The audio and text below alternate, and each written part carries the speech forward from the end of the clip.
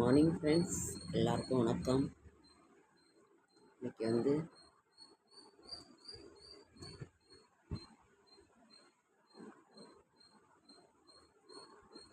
பாப்பா கொடுத்தேன்.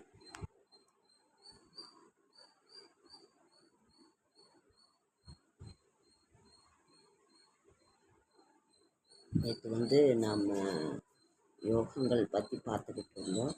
எல்லா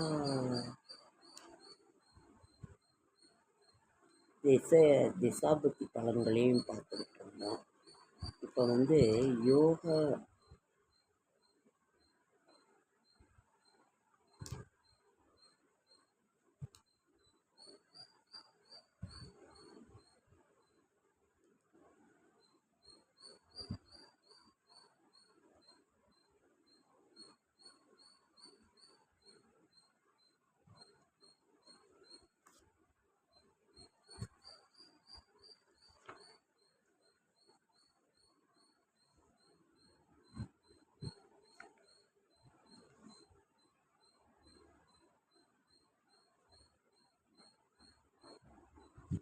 மிகச்சிறந்த நட்சத்திரங்கள், விவாக பொருத்தத்தை பார்க்காமலேயே நாம் திருமணம் செய்யலாங்கிற நட்சத்திரம் மிருகசீரிடம், மகம், சுவாதி, அனுசம். இந்த 4 நட்சத்திரங்கள் பெண் அல்லது ஆண் நட்சத்திரமாக இருந்தால் விவாகம் செய்யலாம். அதாவது நம்ம ஜாதகமே பார்க்காம இந்த நட்சத்திரக்காரங்க விவாகம் செய்யலாம் அப்படின்றாங்க. நாம் அன்னைக்கே யோகங்களை பற்றி பார்த்துக்கிட்டு இருந்தோம்.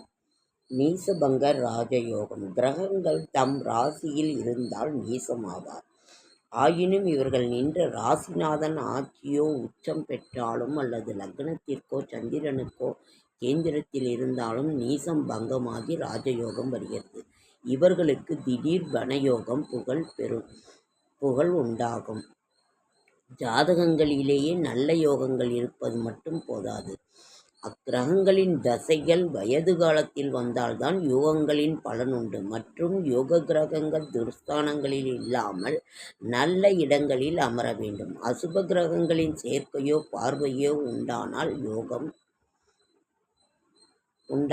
யோகம் பங்கமாகும். விபரீத ராஜயோகம். துர்ஸ்தானம் என்று சொல்லப்படுகின்ற, அதாவது மறைவு ஸ்தானம், 6, 8, 12 ஆகிய அதிபதிகள் ஒன்று கூடியோ அல்லது தனித்தனியாகவோ 6, 8, 12 வீடுகளில் இருப்பது இந்த ஜாதகத்தில் பிறந்தவர்கள் ஏழையாக இருந்தாலும் ஒரு சமயத்தில் திடீரென நினைக்க இயலாத ராஜயோகத்தை அடைவார்கள்.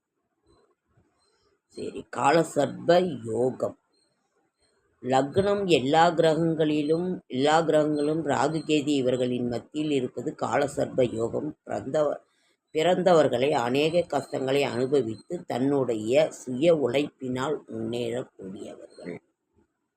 குருச்சண்டால யோகம். பிரகஸ்பதிக்கு ராகு கேது அல்லது சனியின் சேர்க்கை. ஜாதகன் மதப்பற்று இல்லாதவன், கடவுளின் நம்பிக்கை இல்லாதவன். சுப கிரகங்கள் உபய வீடுகளான 3, 6, 10, 11 இருப்பது நல்ல பண வசதியை தரும். உபய வீடு பேரும் புகழும் பெரும் இது உண்டாகும். அகண்ட சாம்ராஜ்ய யோகம். 2, 9 அல்லது 11 குடையவன் ஆட்சி உச்சம் பெற்று நின்று குரு 5க்கோ அல்லது 10க்கோ அதிபதியாக கேந்திரங்களில் இருந்தால் இந்த யோகம் யாகும். தீர்காயுள், நல்ல பண வசதி, பெரும் புகழும் உண்டாகும். அகண்ட சாம்ராஜ்ய யோகம். கத்திரி இதுன்னு சொல்லுவாங்க. அதாவது ராகு கேதுக்கு இடையில் கிரகங்கள் சிக்கியிருந்தால் அதை கத்திரி யோகம், பாவகத்திரி யோகம்னு சொல்லுவாங்க. ராகு கேது, செவ்வாய் இந்த மாதிரி ஒரு சனியின் பிடியில் இருக்கிறது, இதையெல்லாம் கத்திரி யோகம்னு சொல்லுவாங்க. ராகு 6ல் நின்று குரு கேந்திரத்தில் இருப்பதினால் இந்த யோகம் ஆகும். அஷ்டலட்சுமி யோகம். எல்லாவித சுகங்களும் உண்டாகும். ராகு 6ல் நின்று குரு கேந்திரத்தில் இருப்பதினால் இந்த யோகமாகும். இந்த மாதிரி யோகங்கள் என்ன அப்படிங்கிறது ஒரு ஜாதகத்தில் அதே மாதிரி 3, 4 கிரகங்கள் நீசமாகக்கூடாது. அது சூரியனிடத்தில் அஸ்தமனமாகியும் இருக்கக்கூடாதுன்னு சொல்லுவாங்க.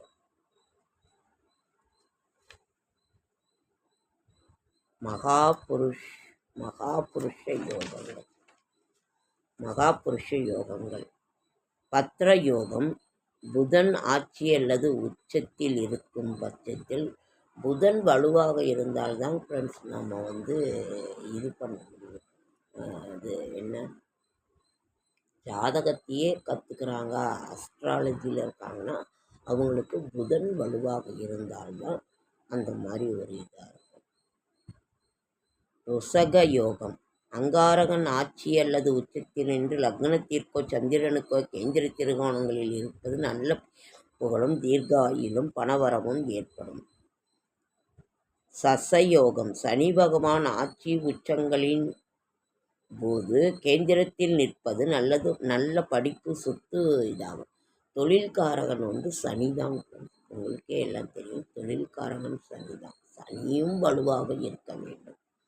ஆனால் சனியினோட பார்வை நல்லதல்ல என்று சொல்லுவார்கள். ஆனால் தொழில்காரகன் சனி பகவான். ஹம்ச யோகம். குரு பகவான் ஆட்சி உச்சம் லக்னத்திற்கோ சந்திரனுக்கோ கேந்திரத்தில் நிற்பது நல்ல சீமான் பர வருவாய் உண்டு. மாளவிய யோகம். சுக்கிரன் ஆட்சி உச்சம் பெற்று லக்னத்திற்கோ சந்திரனுக்கோ கேந்திரத்தில் நிற்பது நல்ல தோற்றமுள்ள தேகம் உடையவன், பேரும் புகழும் உள்ளவன், தனவான், வாகனங்கள் உள்ளவன், நல்ல புத்திமான், நல்ல ஒரு இது. சுக்கிரன் வலுவாக இருந்தால்தான் ஆடம்பர பொருட்கள் நமக்கு கிடைக்கும். சரி, இந்த ஆடம்பரம் எதில் இருக்கணும்? 4ஆம் வீடு வலுத்து இருக்கணும். சுகஸ்தானம், மாத்ருஸ்தானம் நல்ல வலுவாக இருந்தால் அது ஆடம்பரம் நமக்கு நல்ல இதாக இருக்கும். வீடு, வாகனம், இந்த காரு, பண வசதி, இந்த ஆடம்பரமெல்லாம் நமக்கு பணம், பேர், பங்களா இதெல்லாம் கிடைச்சா நிச்சயம் நல்லா இருக்கும். சுக்கிரன் வலுவாக இருக்கும். குரு பகவான் வலுவாக இருந்தால் நல்ல ஒரு கல்வி, ஞானம் எல்லாத்துக்குமே ஒரு சால்வு உண்டு, நல்லா இருக்கும்.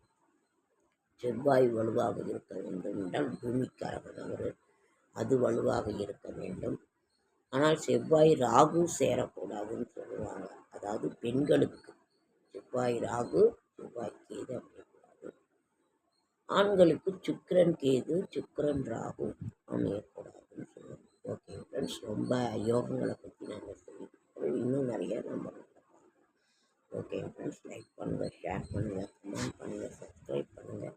என்னால் முடிந்த ஆன்மீக தகவல், நல்ல தகவல் கொடுக்குறேன் என்னோட ஷார்ட். அனைவருக்கும் நன்றி நன்றி.